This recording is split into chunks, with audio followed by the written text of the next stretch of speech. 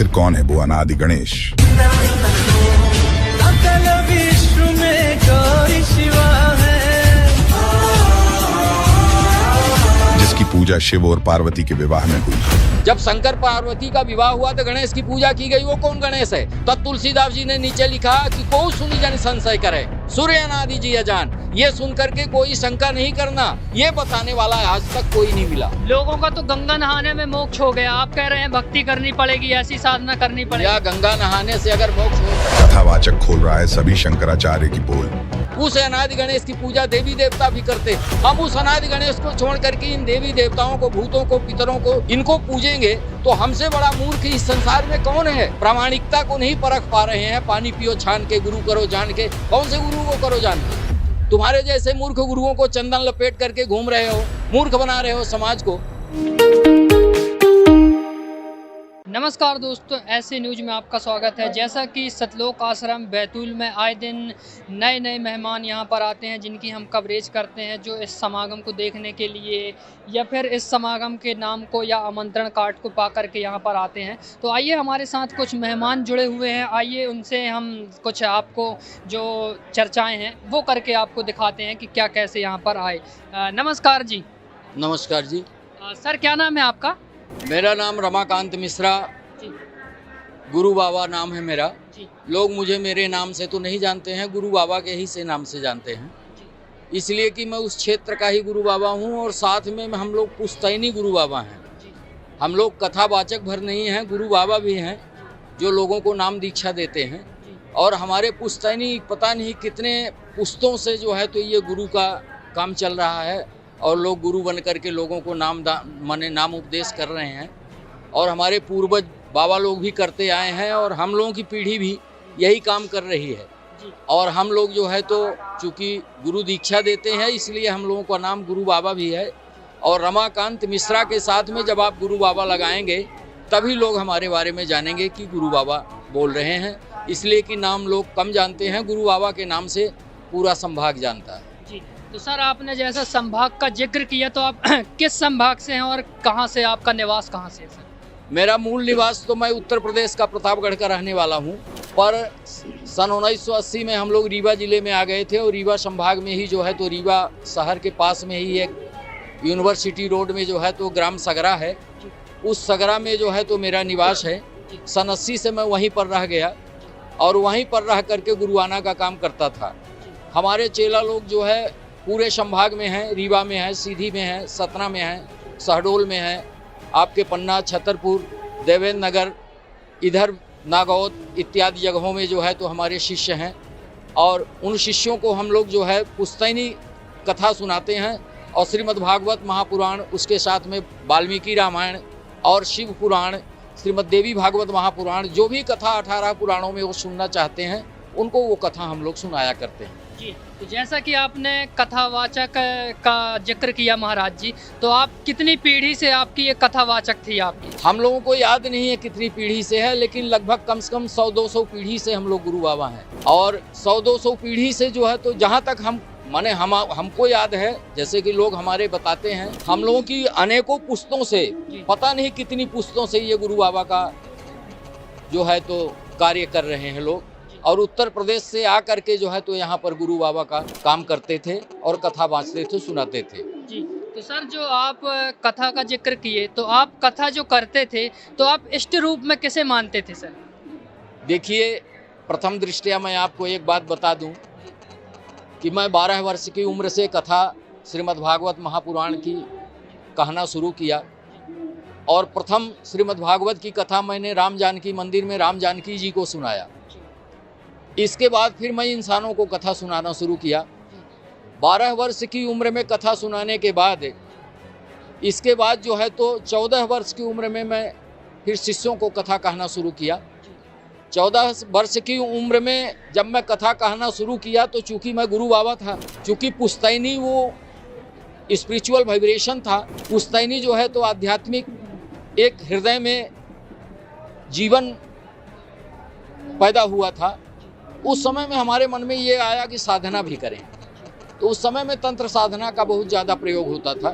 तो मैं आसाम में गुवाहाटी ज़िले में कामाख्या मंदिर है, वहाँ कामाख्या मंदिर में 14 वर्ष की उम्र में गया और कामाख्या मंदिर में जा कर के वहाँ कामाख्या के जो सबसे बड़े गुरु हैं तारादत्त भट्टाचार्य जी, मैं उनका जो है सबसे छोटा शिष्य बना और 3.5 साल वहाँ जो है मैंने गुफा में रह करके तंत्र साधना किया और शाक्त उपदेश लेकर के जब तंत्र साधना मेरी पूरी हुई, इसके बाद मैं जो है तो श्मशान साधना में प्रवेश किया और जब अघोर साधना में मैं प्रवेश किया तो श्मशान साधना के हमारे जो गुरु थे, अघोर साधना के गुरु थे लक्कड़ बाबा दशनामी अघोरी, उन्होंने कामाख्या में ही मुझे जो है शाक्त के बाद तंत्र दीक्षा के बाद अघोर साधना उन्होंने मुझे दिया और मैं वहाँ पर जो है तो अघोर साधना किया तारापीठ में।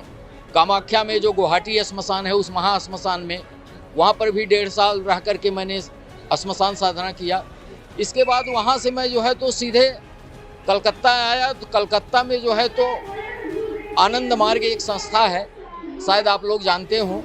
आनंद मार्ग संस्था जो है इंटरनेशनल ऑर्गेनाइजेशन है, उसमें हमको जो है तो योग तंत्र सीखने का मौका मिला और हमारे गुरु थे उस समय डॉक्टर आनंद मूर्ति जी, जिनको PR सरकार कहा जाता था। और डॉक्टर आनंद मूर्ति जी स्पिरिचुअल और सोशियो दोनों फिलोसफी के जो है तो लेखक थे। उनसे हमको जो है तो योग तंत्र का ज्ञान हुआ। योग तंत्र के ज्ञान के बाद फिर मुझे धर्म प्रचार का जो है तो कार्य सौंपा गया, जिसमें धर्म प्रचार करने के लिए मुझे तमिलनाडु मद्रास भेजा गया। वहाँ प्रोविंशियल लेवल ऑर्गेनाइजर बनाया गया। प्रदेश स्तर का जो है तो मुझे तमिलनाडु में धर्म प्रचार करने का जो है तो ऑर्गेनाइजर बनाया गया और वहाँ मैंने अन्ना साली यूनिवर्सिटी में बंगलौर में भी जो है तो प्रवचन किया पुनर्जन्म में। इसके बाद जो है तो मुझे हिमाचल प्रदेश का जो है तो प्रोविंशियल लेवल ऑर्गेनाइजर बनाया गया, जहाँ मैं शिमला में, चौपाल में, कुल्लू में, मनाली में, होशियारपुर में, बिलासपुर में, धर्मशाला में, किन्नौरी में, इन जगहों में जाकर के आनंद मार्ग में सनातन धर्म का जो प्रचार होना चाहिए, जो ज्ञान था, उस ज्ञान के आधार पर उस समय में जो डागमा चल रही थी, उस डागमा को ख़त्म करने के लिए, अंधविश्वास को ख़त्म करने के लिए जो प्रयास करना चाहिए, उसमें जब आनंद मार्ग में मैं जुड़ा तो मैं जो है पाखंडवाद को ख़त्म करने के लिए बहुत सारे प्रयास किए और आनंद मूर्ति जी ने जो हमें ज्ञान दिया था उस ज्ञान के आधार पर हमने धर्म का प्रचार किया। और आनंद मार्ग के प्रचार के बाद इसके बाद जो है तो मैं सीधे वहाँ से मेरी पोस्टिंग मद्रास में थी, मैं मद्रास से सीधे अपने घर आ गया रीवा जिला और अपने सगरा गांव में आया। आकर के वहाँ पर जो है तो गांव के लोगों ने मुझे 22 साल की उम्र में सरपंच बना दिया। चूँकि मैं उन सब का गुरु बाबा था, गुरु बाबा होने के नाते उन लोगों ने वोट भी हमें ही दिया। मैं सरपंच बना 22 साल की उम्र में। इसके बाद 28 साल की उम्र में जो है तो मैं जनपद सदस्य बना। उस क्षेत्र के लोगों ने मुझे सम्मान दिया और जितनी कथा होती थी श्रीमद् भागवत की कथा उस क्षेत्र में मैं ही किया करता था और श्रीमद् भागवत की कथा करते करते मैं यहाँ तक पहुँच गया हूँ। तो महाराज जी कहीं ना कहीं आप सनातन का काम कर रहे थे, सनातन का प्रचार कर रहे थे, है ना, और पाखंडवाद को दूर कर रहे थे। तो महाराज जी आपके जो आप ये सनातन का काम कर रहे थे, कितने आपके फॉलोवर्स से कितने अनुयायी थे महाराज जी आप? देखिए, फॉलोवर्स की अगर हम बात करें तो कम से कम मेरे जो स्वयं के शिष्य हैं, जो पुश्तैनी शिष्य हैं, वो कम से कम 10,000 लोग हैं। और जो मैं बाहर जहाँ पर स्पिरिचुअल लेक्चर दिया, जैसे अन्ना साली यूनिवर्सिटी में दिया, बंगलौर में, हिमाचल में दिया, कलकत्ता में दिया, आपके बनारस में मैं दिया, तो कम से कम जो है तो नहीं कुछ तो उस समय से लेकर के, ये बात आज की नहीं है, ये उस समय से, आज से 40 वर्ष पहले की बात है। 12 साल उम्र की शुरुआत से मैंने कथा कहना शुरू किया। तो आप ये मान लीजिए कि कम से कम जो है तो 20,000 25,000 लोग उस समय से अब तक में जो है तो बाहर के लोग फॉलोवर हैं हमारे शिष्यों को छोड़ करके। तो महाराज जी कहीं ना कहीं आप सनातन का प्रचार कर रहे थे, लेकिन आज जहां आप खड़े हैं, जहां आए हुए हैं, हमने ये सुना है कि ये तो सनातन विरोधी हैं, तो क्या कहना चाहेंगे? देखिए भाई साहब, मैं आपको एक बात बता दूं, अहंकार की बात नहीं है। अपने क्षेत्र में जहां तक विद्वता की बात है तो मुझसे बड़ा विद्वान कोई नहीं है। आज भी कोई भी पंडित मेरे सामने आकर के खड़े नहीं होते हैं और खड़े होकर के कोई शास्त्रार्थ की बात नहीं करते हैं। परंतु आपको मैं एक बात बताऊं कि मुझे जो स्पिरिचुअल फिलोसफी पढ़ाई गई, जो आध्यात्मिक दर्शन शास्त्र पढ़ाया गया, तो मुझे जो जब पता चला कि काल ब्रह्म भी कोई चीज़ है, गुरुजी के सत्संगों को सुन करके, तत्वदर्शी संत शिरोमणि गोविंद गुरु श्री रामपाल जी महाराज जी के सत्संगों को जब मैंने सुना, उन सत्संगों को सुनने के बाद जब मुझे काल ब्रह्म के बारे में पता चला तो मुझे ये पता चला कि अभी तक जो हमें स्पिरिचुअल फिलोसफी पढ़ाई गई वो स्पिरिचुअल फिलोसफी जो है भगवान सदाशिव ने जो है 16 सूत्र में बनाया, जो आनंद सूत्र जिसको कहते हैं, और 16 सूत्र में जो है तो सोशियो फिलोसफी बनाई गई जिसको भगवान शिव ने ही बनाया। सोशियो और स्पिरिचुअल यानी सामाजिक और आध्यात्मिक दर्शन, दोनों दर्शन शास्त्र जो है भगवान शिव ने 16 सूत्र से बनाया। दोनों का प्रथम सूत्र जो है समाज शास्त्र का जो प्रथम सूत्र है वो ये है कि समाज देशेन बिना धन संचय कर्तव्य है। समाज और देश के बिना आदेश के धन का संचय नहीं करना चाहिए, क्योंकि भौतिक संपदा थोड़ी है और आध्यात्मिक संपदा बड़ी है। आध्यात्मिक संपदा को ज़्यादा इकट्ठा करना चाहिए और भौतिक संपदा चूँकि कम है, थोड़ी है, इसलिए भौतिक संपदा उतना ही इकट्ठा करना चाहिए जिससे सारे समाज का गुजारा हो सके। ऐसा भगवान शिव ने उस समय जो है तो समाज शास्त्र का प्रथम सूत्र लिखा था। और अध्यात्म दर्शन में जो उन्होंने लिखा था कि ब्रह्म क्या है, तो उसमें उन्होंने बताया था कि शिव शक्त्यात्मकम ब्रह्म, शिव और शक्ति का मिलित नाम ब्रह्म है। शिव और शक्ति का मतलब हुआ पुरुष और प्रकृति का मिलित नाम ब्रह्म है। The combination of Shiva and शक्ति और पुरुष एंड प्रकृति इज कल्ड ब्रह्म। ऐसा वहाँ पर बताया गया अध्यात्म दर्शन शास्त्र में कि शिव शक्त्यात्मकम ब्रह्म, शिव और शक्ति का मिलित नाम ब्रह्म है। ये ब्रह्म की परिभाषा दी गई और वही परिभाषा जब गुरु जी के मुखारविंद से गुरु जी के सत्संग में सुना गया तब ये पता चला कि ये जो भगवान शिव ने व्याख्या किया है ब्रह्म शब्द का, उसकी जो व्युत्पत्ति बताई है उसको तो गुरु जी ने काल ब्रह्म करके सिद्ध किया है और वो काल ब्रह्म है। और जो भगवान सदाशिव बोल रहे हैं वो भी ब्रह्म के ही बारे में बता रहे हैं, यानी शिव शक्ति के ही बारे में बता रहे हैं। गुरु जी भी जो है तो काल ब्रह्म को दुर्गा और काल के साथ बता रहे हैं। इसका मतलब कि भगवान शिव को भी जो ज्ञान था ब्रह्म के बारे में, परमात्मा के बारे में, वो मात्र काल ब्रह्म तक सीमित था।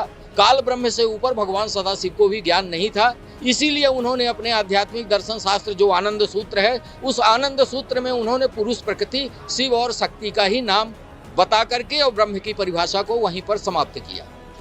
तो सर, जैसा कि हमने आपसे जिक्र किया कि संत रामपाल जी महाराज जी सनातन के विरोधी हैं, तो क्या लगता है आपको, और आपने जो इनका ज्ञान सुना वगैरह है, तो क्या कहना चाहेंगे? देखिए भाई साहब, प्रथम बात तो हम ये जान जाएं कि धर्म क्या है और सनातन क्या है। उस समय भी ये बताया गया था कि ध्री धातु मन प्रत्यय से धर्म बना है।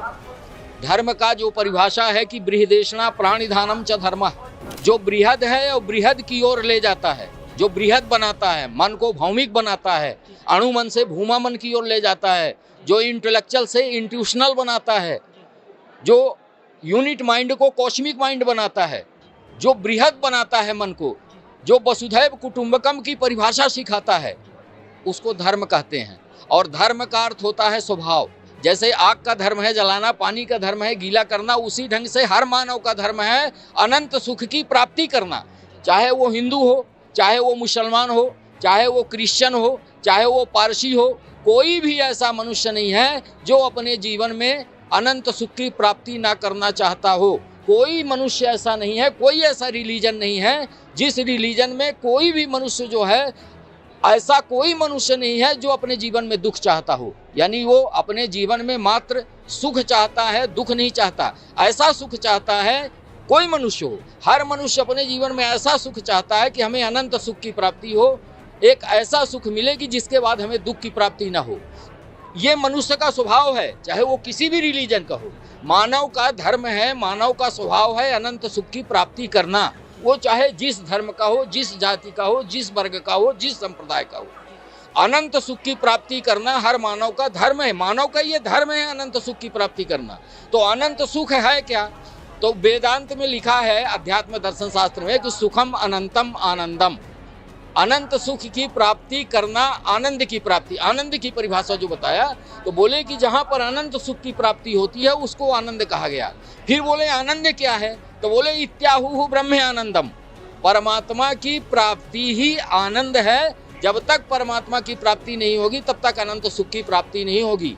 इसलिए धर्म जो है हर मानव का एक है, वो है अनंत सुख की प्राप्ति करना, चाहे वो किसी भी रिलीजन का हो। अच्छा, दूसरी बात, एक बात और आपको बता दें, जैसे इस ह्यूमन सोसाइटी में ये जो मानव समाज है, इस समाज में जो समाज की परिभाषा करते हैं हमारे जो तत्वदर्शी संत शिरोमणि गोविंद गुरु श्री रामपाल जी महाराज जी ने जो मानव ह्यूमन सोसाइटी जीवन की जो बात करी है, ये अपना हमारा ऋग्वेद भी कहता है।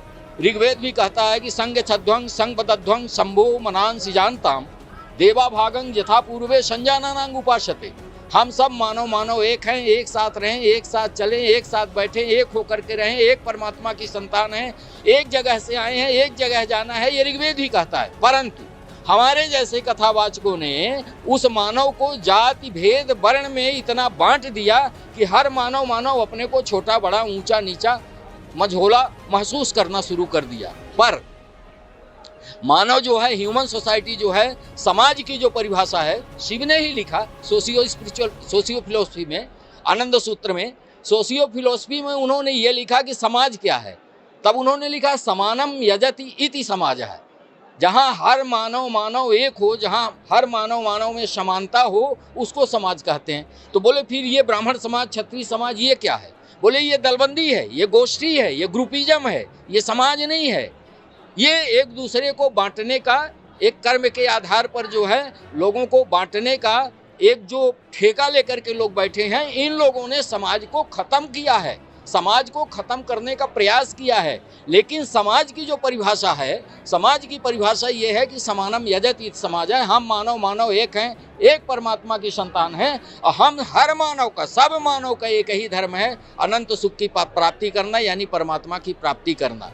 अब वो परमात्मा जब एक है तो उस परमात्मा की प्राप्ति जब हम करेंगे तब हम ह्यूमन सोसाइटी जो वन होंगे, हर मानव एक होंगे, और हर मानव का जो धर्म है परमात्मा की प्राप्ति करना, तब हम अपने उस असली धर्म में पहुंचेंगे जिस धर्म की परिभाषा हमारे तत्वदर्शी संत शिरोमणि गोविंद गुरु श्री रामपाल जी महाराज जी ने अपने सत्संगों में, अपने लेख में उन्होंने स्पष्ट प्रकट किया है कि हम कबीर आए सब एक घाट से, उतरे एक ही बाट, जग में या दुविधा पड़ी तो हो गए 12 बाट। जब एक जगह से आए हैं, एक मार्ग से आए हैं, मार्ग में भी कोई भेद नहीं है, इसका मतलब हम सब एक परमपिता की संतान हैं। अगर परमात्मा एक है तो वो परमात्मा सबके लिए एक है, और वो परमात्मा एक कौन है ये बताने वाला आज तक कोई नहीं मिला। हमने भी बहुत गुरु देखे, बड़े बड़े गुरु देखे, ऐसे गुरु देखे कि जिनका ऑर्गेनाइजेशन इंटरनेशनल में चल रहा है। NRI में आनंद मार्ग जो है तो हर कंट्रियों में जो है तो रिलीफिंग का काम करता है। 1985 में जब बर्लिन में डिप्रेशन हुआ था, रुपए का रेट घटा था, 10 रुपये, 100 रुपये, 1000 रुपये लोग लेके जाते थे, 100 ग्राम चावल लेके आते थे। उस समय जो है तो आनंद मार्ग के द्वारा हमको बर्लिन भेजा गया था। हम वहाँ पर रिलीफ में गए थे, वहाँ पर लोगों को जो है तो मदद कर रहे थे हम लोग। तो हम लोगों को मानव धर्मी पहले से भी बताया गया है। देखिए हमारे शास्त्रों में भी ये प्रमाण है। हमारे जैसे कथावाचक इस बात को बताना नहीं चाहते हैं, लेकिन हमारे जो है तो 18 पुराणों में भी यही लिखा है कि अष्टादश पुराणस्य व्यासस्य वचनम द्वयम्। 18 पुराण में मात्र व्यास जी ने 2 ही बात लिखी है, परोपकाराय च पुण्याय पापाय च परपीड़नम। परोपकार करना ही पुण्य है, दूसरे को कष्ट देना ही पाप है। रामचरितमानस में तुलसीदास ने भी यही लिखा है, परहित सरिस धर्म नहीं भाई, पर पीड़ासम नहीं अधमाई। धर्म क्या है? बोले धर्म मात्र जो है तो 2 ही है, पाप करना, दूसरे को कष्ट देना पाप है, और दूसरे की मदद करना ही धर्म है। मात्र हमारे 18 पुराण में 2 ही बात लिखी गई है, अष्टादश पुराणस्य व्यासस्य वचनम द्वयम्। व्यास ने मात्र 18 पुराण में स्वयं कहा कि मैं 2 ही बात कह रहा हूँ, अष्टादश पुराणस्य व्यासस्य वचनम द्वयम्, परोपकाराय च पुण्याय पापाय च परपीड़नम। मानव की सेवा करना ही धर्म है, मानव को कष्ट देना ही पाप है। जिसको गुरुजी ने कहा कि पाप पुण्य 2 बीज बनाया, ये काल पाप और पुण्य का बीज बना करके भी फंसाता है। महाराज जी, जैसा कि आज आप बैतूल आए हैं, तो यहाँ की इस आश्रम के बारे में आपको जानकारी कहाँ से मिली? देखिए भाई साहब, मैं सारे शास्त्रों को पढ़ने के बाद गुरुजी के सत्संग को साधना चैनल में देखना प्रारंभ किया, और बहुत दिनों से मैं इस सत्संग को देखना प्रारंभ किया। गुरुजी के बहुत सारे सत्संगों को मैं सुना, गुरुजी के ज्ञान को समझ करके, और तब मैं जो है संत शिरोमणि गुरुदेव के शरण में आया हूँ। यही ही बात नहीं, यहाँ तक ही नहीं जाती है बात यहाँ तक जाती है कि इस संसार में गुरुजी से बड़ा कोई गुरु नहीं है, और जिसको भी मोक्ष कराना हो, जिसको परमात्मा पाना हो, हालांकि स्वयं परमात्मा आए हुए हैं, बहुत सारे भविष्यवक्ता भविष्यवाणी भी कर रहे हैं, इसलिए जो है तो जिसको भी परमात्मा की प्राप्ति करना हो तो सतलोक आश्रम में आए और तत्वदर्शी संत शिरोमणि श्री रामपाल जी महाराज जी के शरणों में आकर के नाम दीक्षा ले और नाम उपदेश लेकर के परमात्मा की प्राप्ति करे। बाकी इस संसार में घनघोर कलयुग में और कोई दूसरा मार्ग नहीं है, इसलिए कि हमने भी अपनी बहुत सारी मान बढ़ाइयों को छोड़ करके परमात्मा के शरण में आया हूँ और परमात्मा को पाने की ललक थी। परमात्मा मुझे मिल गया है, अब मुझे किसी के मान बढ़ाई की ज़रूरत नहीं है, अब सिर्फ मुझे परमात्मा की है और परमात्मा के शरण में रह करके अपना जीवन बिताना है। महाराज जी, जैसा कि आपने बताया आपके 10,000 शिष्य थे, तो कहीं ना कहीं आपकी समाज में भी अच्छी प्रतिष्ठा थी और आप कथा करते थे और आपके शिष्य भी बहुत सारे थे। तो महाराज जी ये सारी चीज़ें जो छोड़ करके और आप तत्वदर्शी संत रामपाल जी महाराज जी की शरण में जो आ गए हैं, तो आप और भी क्या अपने शिष्यों को भी ये ज्ञान के बारे में बताए हैं क्या? हाँ जी, मैं बहुत सारे शिष्यों को इसको बताया हूँ। लोगों को मैंने ये कहा है कि 7:30 बजे गुरुजी का सत्संग आता है, उसको आप सुनो। उन लोगों ने कहा भी कि गुरुजी आप कहाँ जा रहे हैं। उनको मैंने ये बताया कि मैं जहाँ जा रहा हूँ पीछे पीछे आ जाओ, कल्याण हो जाएगा। अगर तुम मान बढ़ाई के चक्कर में पड़ोगे, मेरे पीछे पीछे नहीं आओगे, तो तुम जहाँ थे वहीं पर रहोगे, उससे एक कदम तुम जो है आगे नहीं बढ़ पाओगे। अगर तुम गुरु मानते हो तो मेरे साथ में आओ, मैं तुम्हें जो है तो कैसे उद्धार हो, मनुष्य का जीवन कैसे उद्धार होगा, उसके लिए जो है तो मैं आपको तत्वदर्शी संत शिरोमणि गोविंद गुरु श्री रामपाल जी महाराज जी के शरण में ले चलता हूँ। चलिए, नामदान लीजिए और सब लोग अपने जीवन को सफल बनाइए। जी महाराज जी, जैसा कि आप कथावाचक थे और कहीं ना कहीं आप 12 साल से कथा कर रहे थे, तो ज्ञान तो बहुत सारा हो गया होगा। लेकिन महाराज जी, हमने ये भी सुना है कि संत रामपाल जी महाराज जी जो हैं बिना ग्रंथों की बात करते हैं, बिना प्रमाणों की बात करते हैं, लेकिन आप तो कथावाचक थे, आपको तो बरगलाया नहीं जा सकता है। तो इसके बारे में महाराज जी क्या कहना चाहेंगे संत रामपाल जी महाराज जी के ज्ञान के बारे में? देखिए, आप इंटेलेक्चुअल पर्सनालिटी हैं, आपको भी नहीं बरगलाया जा सकता। ऐसा प्रश्न करना भी आपके लिए जो है तो अच्छी बात नहीं है, इसलिए कि अगर मैं आया हूँ तो सारे प्रमाणों को देख करके आया हूँ। अभी अगर और प्रमाण आपको बताना शुरू कर दूं तो सुबह हो जाएगी, शाम हो जाएगी। गुरुजी ने जो प्रमाण दिए हैं वो वेद भी यही बोल रहे हैं। पंडितों ने जो है तो जो मंत्र पवित्र करने का अपवित्र पवित्रो वा बोलते हैं, इसका अर्थ यही है कि परमात्मा के नाम का सुमिरन करो तब पवित्र होगे। लेकिन ये लोग पानी छिड़कते हैं, नाम सुमिरन ना कर, नाम जानते ही नहीं तो सुमिरन क्या कराएंगे और सुमिरन क्या बताएंगे। खैर, इसलिए बहुत थोड़े समय में मैं आपको बताना चाहता हूँ कि परमात्मा को अगर पाना है तो तत्वदर्शी संत शिरोमणि रामपाल जी महाराज जी के शरण में आइए। बाकी ज्ञान की बात मत करिए। ज्ञान तो मैं इतना बारीकी से ज्ञान को समझा हूँ तब जो है परमात्मा के शरण में आया हूँ। नहीं तो मेरे पास जो है तो हजारों शिष्य ऐसे हैं कि सुबह से लेकर शाम तक पढ़ने की लाइन लगती है मेरे गांव में। मैं जिस गांव में रहता हूँ, मेरा आप लोग मोबाइल नंबर ले लीजिए और फ़ोन लगा करके यहीं से पूछ लीजिए कि रमाकांत मिश्रा गुरु बाबा यहाँ बैतूल आश्रम आए हुए हैं, तो ये कौन है। तो आपको लोग 12 बजे रात भी उठा करके फ़ोन बताएंगे कि अरे महाराज जी वहाँ कैसे गए हुए हैं।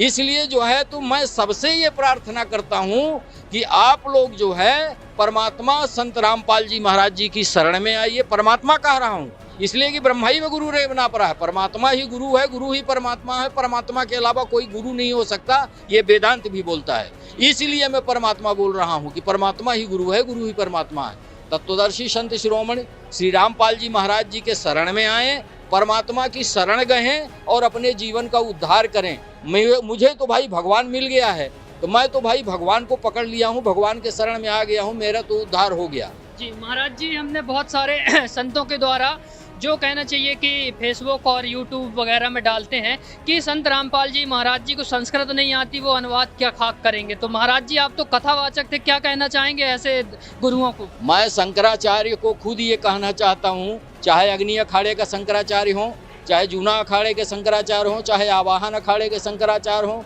सभी शंकराचार्यों को मैं ये कहना चाहता हूँ कि वेद के मंत्रों का पूर्ण रूप से अध्ययन करें और अध्ययन करने के बाद ये देखें कि वेद के मंत्र क्या कह रहे हैं। आप कुशा की पैंती पहना रहे हो, वेद कह रहा है कि परमात्मा के नाम का सुमिरन करके उसको श्वास के द्वारा धारण करो, तब पवित्रीकरण होगा, पवित्री धारण होगा।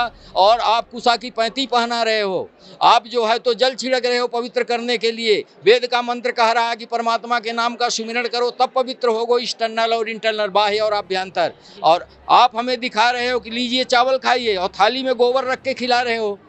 तो जब हमको पता चल गया है कि ये गोबर खिला रहे हैं तो हम गोबर क्यों खाएंगे? हम तो चावल खाने के लिए तत्वदर्शी संत शिरोमणि की शरण में आएंगे, संत रामपाल जी महाराज जी की शरण में आकर अपना मानव जीवन सफल करेंगे। जी महाराज जी, जैसा कि आप कथावाचक थे और ग्रंथों का भी बहुत अध्ययन किया है, तो महाराज जी जैसे कि प्राण प्रतिष्ठा हो गई, भूत पितृ पूजा हो गई, श्राद्ध पूजा हो गई, और कहना चाहिए ये तो चली आ रही हैं परंपराएं, तो इसके बारे में महाराज जी क्या कहना चाह रहे हैं जो आज के पढ़े लिखे और शिक्षक युवक और जो वर्ग है उनके लिए?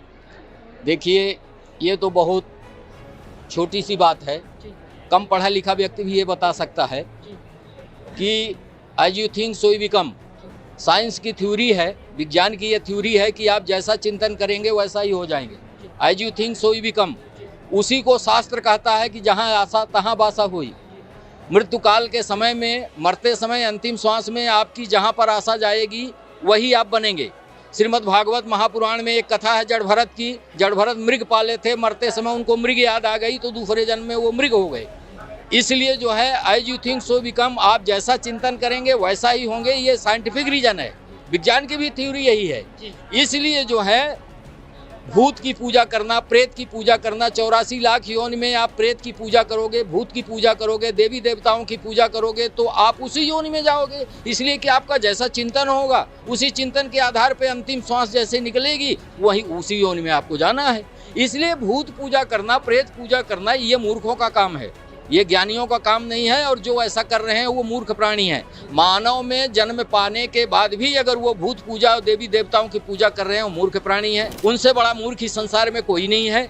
और जो व्यक्ति इन सबको छोड़ करके एक परमात्मा के शरण में गया, भाई हम कहते हैं अगर परमात्मा एक है तो वो कौन है? परमात्मा तो एक ही है, दो तो नहीं है, तीन नहीं है, चार नहीं है, पांच नहीं है, परमात्मा तो एक ही है। तो जब परमात्मा एक है तो फिर ये 25 परमात्मा कहाँ से आ गए? हम ये कहते हैं कि देखिए, जब शंकर जी का विवाह हुआ, आज आपको एक प्रमाण और बता दें, जब शंकर जी का विवाह हुआ तब गणेश की पूजा की गई। रामचरितमानस के बालकांड में दोहा है कि मुनि अनुशासन गणपति पूजो शंभु भवानी। जब शंकर पार्वती का विवाह हुआ तो गणेश की पूजा की गई। वो कौन गणेश है? तब तुलसीदास जी ने नीचे लिखा कि को सुनी जन संशय करे, सूर्य अनादि जी अजान। ये सुन करके कोई शंका नहीं करना, अनादि गणेश की पूजा हुई थी। पहले अनादि गणेश की पूजा होती थी, अब आज जाकी माता पार्वती पिता महादेवा की पूजा होती है। पहले शंकर जी का जब विवाह हुआ तब भी अनादि गणेश की पूजा हुई। उस अनादि गणेश की पूजा देवी देवता भी करते। हम उस अनादि गणेश को छोड़ करके इन देवी देवताओं को, भूतों को, पितरों को, इनको पूजेंगे तो हमसे बड़ा मूर्ख इस संसार में कौन है?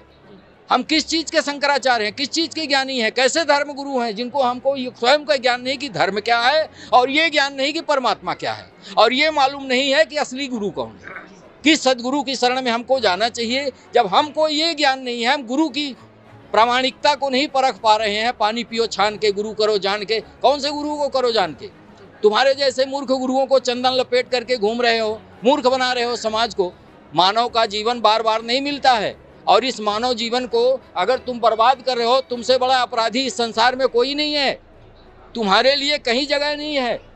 इसलिए मैं सबसे ये प्रार्थना करता हूँ, साधु हों, संत हों, कथावाचक हों, पंडित हों, पढ़े लिखे लोग हों, कम पढ़े लिखे लोग हों। महाराज जी, लेकिन लोगों का तो गंगा नहाने में मोक्ष हो गया, आप कह रहे हैं भक्ति करनी पड़ेगी, ऐसी साधना करनी पड़ेगी। या गंगा नहाने से अगर मोक्ष होता तो गंगा का पुत्र भीष्म पितामह का भी मोक्ष हो जाता। इसलिए गंगा नहाने से कुछ नहीं होता है। वेदांत में एक श्लोक है, आप कहिए तो हम बोलें। बताइए, बिल्कुल हमारे दर्शकों को बताइए। उसमें लिखा हुआ है, इदम तीर्थम ए भ्रमंति तमसा जना आत्म तीर्थम न जानंती कथम मोक्ष वरानने। पार्वती ने शंकर से पूछा कि ये गोटरी मोटरी बांध के लोग कहाँ जा रहे हैं? तो शंकर जी ने कहा ये तामसी लोग हैं, ये भ्रमित होकर के भ्रमण कर रहे हैं, भटक रहे हैं। इदम तीर्थम ये भ्रमंति तमसा जना आत्म तीर्थम न जानंती कथम मोक्ष वरानने। अय वरानने, जब तक आत्मा रूपी मोक्ष तीर्थ का इनको ज्ञान नहीं होगा तब तक इनका मोक्ष कैसे हो सकता है? तो जब तुम्हारा बाप शंकर जी ऐसी भाषा बोल रहे हैं तब तुम कौन से तीर्थ में जाने की बात कर रहे हो, कौन से कुंभ की बात कर रहे हो, कौन से तीर्थाटन में जाने की बात कर रहे हो? तीर्थ का अर्थ होता है तीर माने किनारा, था माने भवसागर। जहाँ जाने के बाद मनुष्य को भवसागर से पार उतर जाए, मनुष्य को भवसागर पार उतरने का मौका मिल जाए, उसको तीर्थ कहते हैं। श्रीमद् देवी भागवत महापुराण में लिखा है कि शुद्ध चित्त तीर्थ से बड़ा कोई नदी या जलाशय तीर्थ नहीं हो सकता है। और वही वेदांत भी कह रहा है। अब लिखा सब कुछ है वेदांतों में, सदगुरु आकर के चिल्ला के हल्ला करके बता रहे हैं।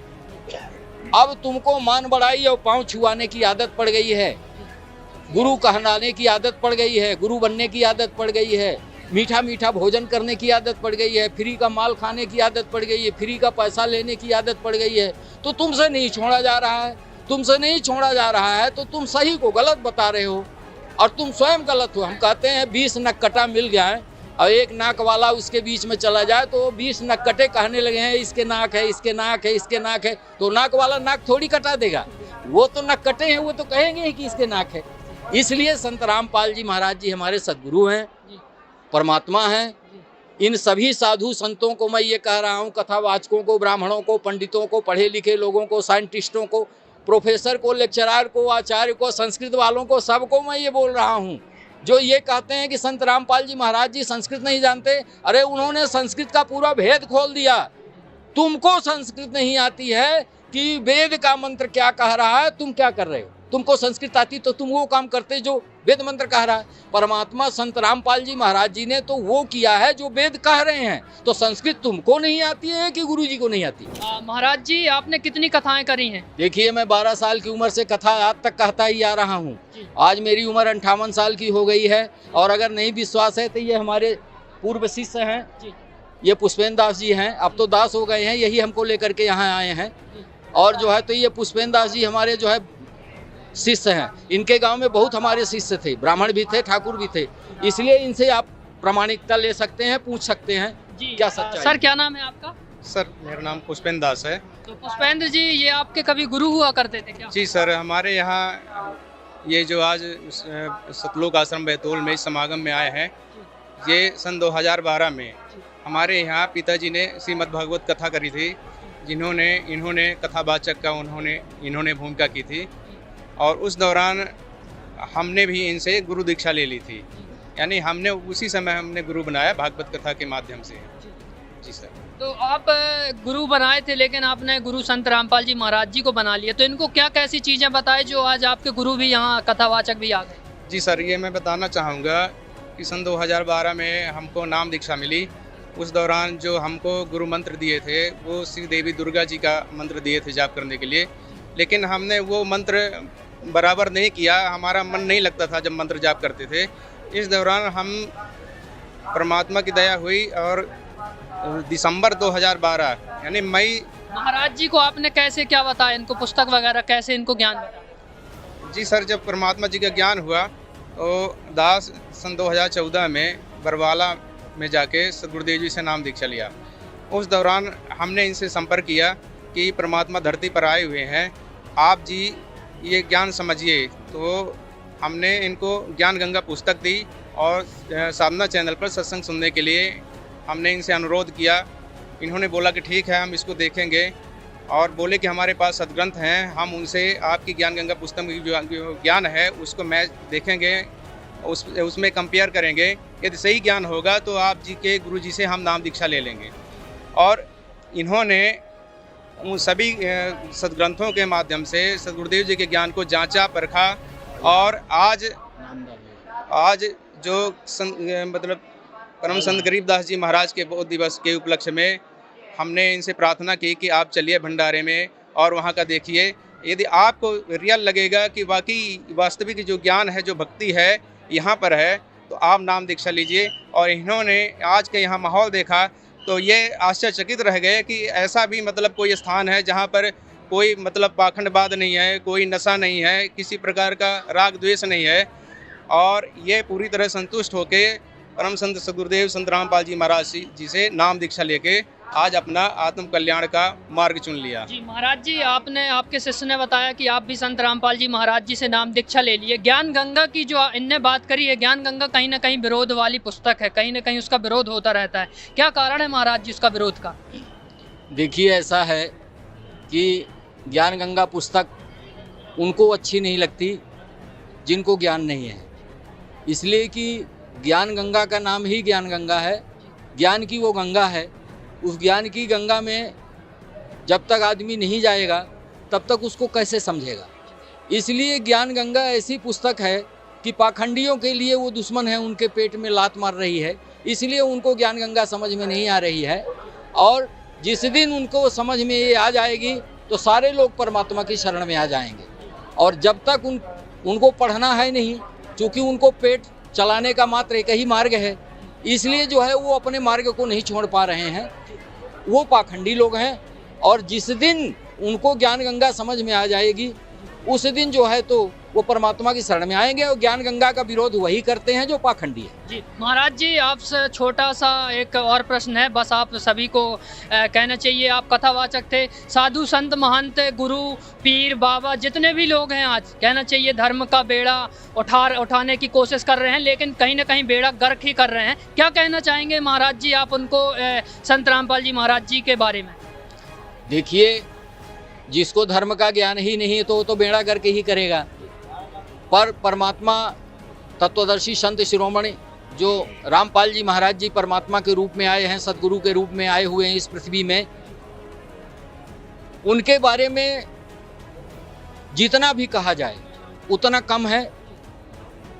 और उनका विरोध वही करते हैं जो अज्ञानी हैं, जो मूर्ख हैं, जो पाखंडी हैं, जो मानव समाज के विरोधी है, जो मानव के विरोधी है। वही परमात्मा संत रामपाल जी महाराज जी का विरोध करते हैं। बाकी ज्ञानी पुरुष परमात्मा संत रामपाल जी महाराज जी का कोई विरोध नहीं करता। अगर वो ज्ञानी है तो वो विरोध नहीं करेगा, विरोध वही करेगा जिसको ज्ञान नहीं। धन्यवाद महाराज जी। सत साहेब।